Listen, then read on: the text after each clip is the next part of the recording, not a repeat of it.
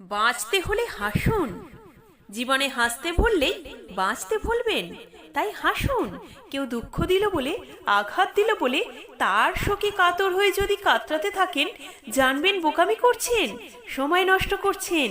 যার জন্য কষ্ট পাচ্ছেন সে দিব্যি আনন্দে আছে। সে কিন্তু নিজের মতো করে সময় কাটাচ্ছে, ঘুরে বেড়াচ্ছে, হাসছে। আর আপনি খাওয়া দাওয়া কমিয়েছেন, নিজের ঘুম নষ্ট করছেন, দুঃখের স্ট্যাটাস দিচ্ছেন, আর আর কেঁদে ভাসাচ্ছেন। এসব করে তো নিজের শরীরের ক্ষতি করছেন, নিজেকে নিজের কাছে ভারী করে তুলছেন। এগুলো করে লাভ কিছু হয় কি? আপনি খারাপ থাকা মানে তো তার লাভ, তার উদ্দেশ্য সফল। সে যেটা চেয়েছিল সেটাই হয়েছে। মানুষ অন্যকে আঘাত করে, দুঃখ দেয়, তার কারণ যাতে সে মানুষটা খারাপ থাকে। আপনি খারাপ থাকা মানে সে সফল, তাই তাকে সফল হতে একদম দেবেন না। নিজে সফল হন। তার ব্যবহারে দুঃখ না পেয়ে বরং হাসি খুশি থাকুন। আপনি খারাপ আছেন তাকে বুঝতে দেবেন না, আনন্দে থাকুন।